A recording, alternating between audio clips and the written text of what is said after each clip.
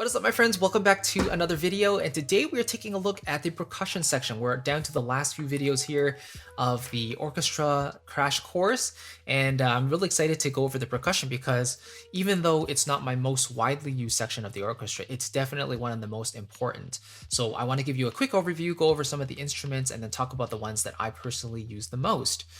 So the percussion is probably the most diverse section of the orchestra, and having so many instruments and different colors over the years that were just developed for different purposes, it's really been interesting to see the progression of these different instruments and just the different aspects of sound that they can create.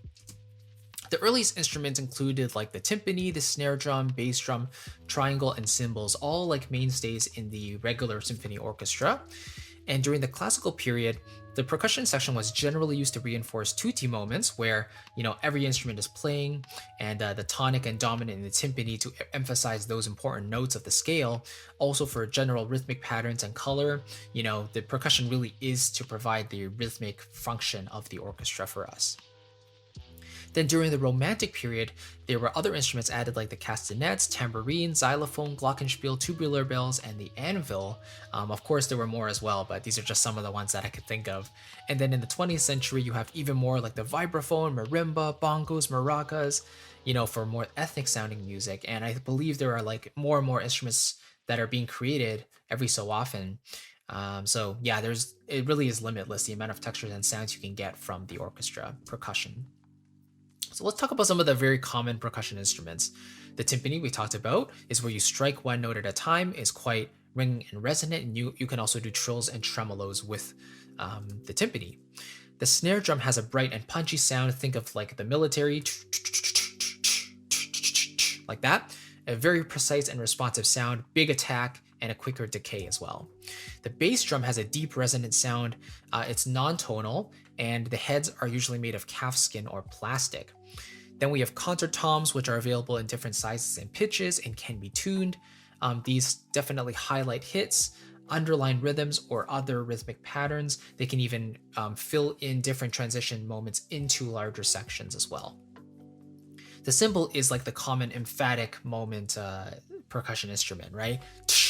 So crash cymbal, ride cymbal, and the splash are the most common. But I would say the crash is the most common in orchestral settings. And for my music, I tend to use the cymbal swell into crash combination the most.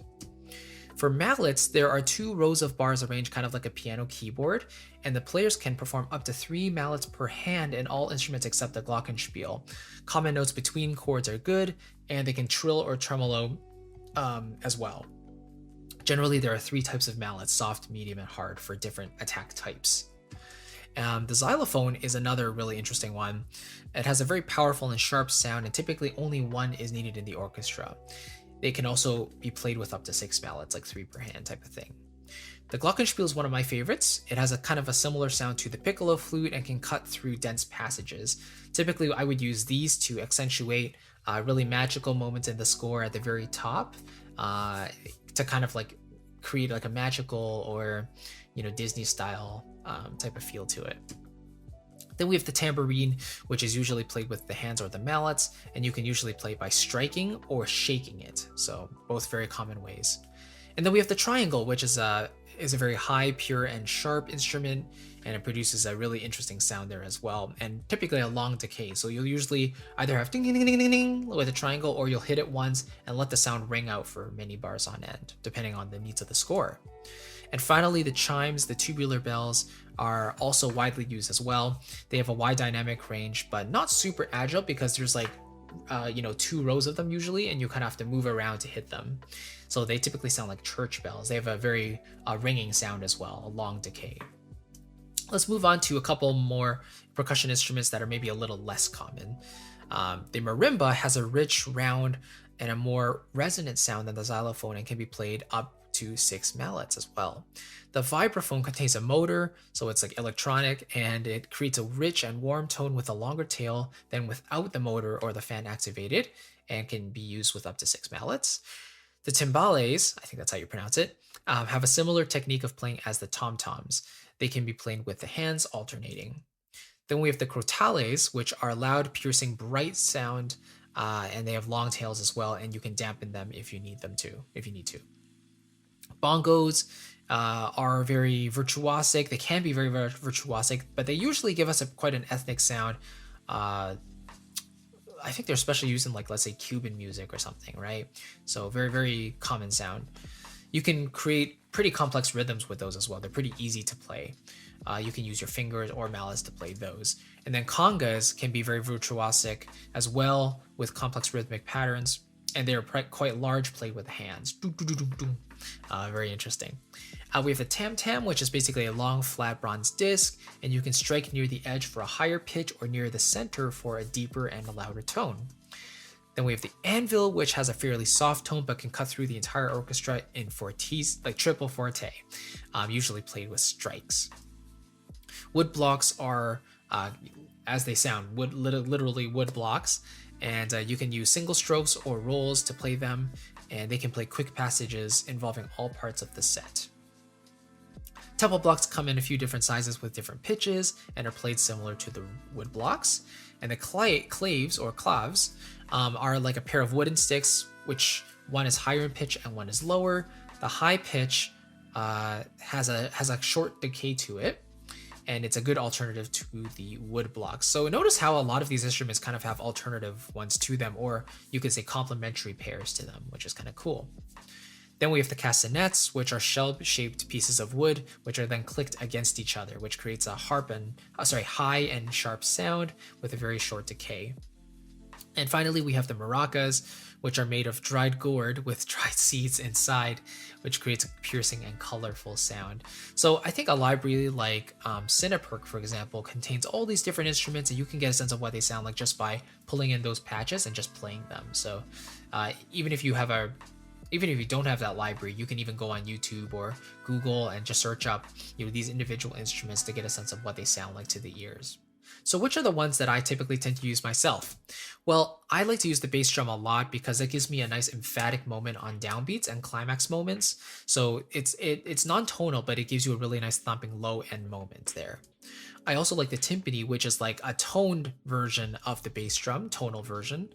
And again, it helps us reinforce the important beats, but also we can hear the rolls into bigger sections, into climaxes. They're very, very effective there.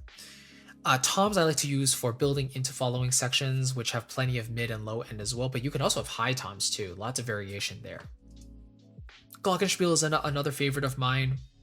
Has a high tinkling tone that cuts through the rest of the orchestra beautifully.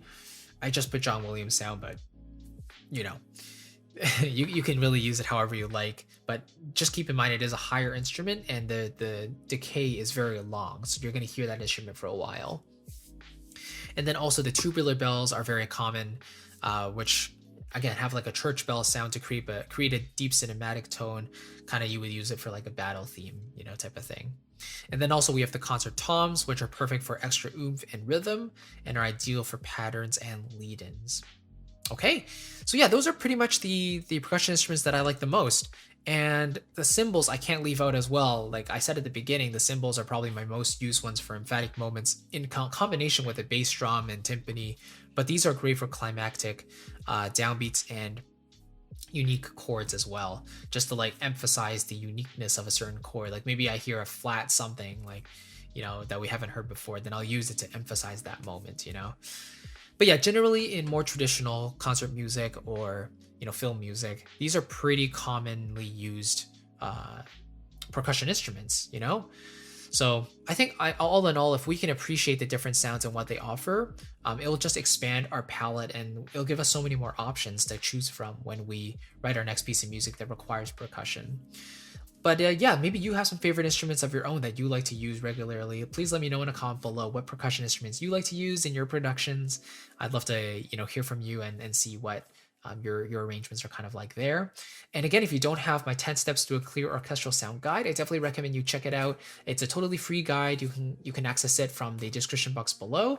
And essentially it's like 10 concepts that you need to know in order to bring your mockups to the next level, talking about very easily made amateur mistakes like improper balancing and not understanding EQ. you know, things like that, and just understanding how the orchestra sounds, the timbres, the balances, everything like that. So it's all combined into one PDF guide if you want to check that out. Again, it's free. Just check the description box below and you'll have access to that right away. So anyway, thank you so much, my friend. I'll catch you in the next video and I'll see you then. Take care. Bye-bye.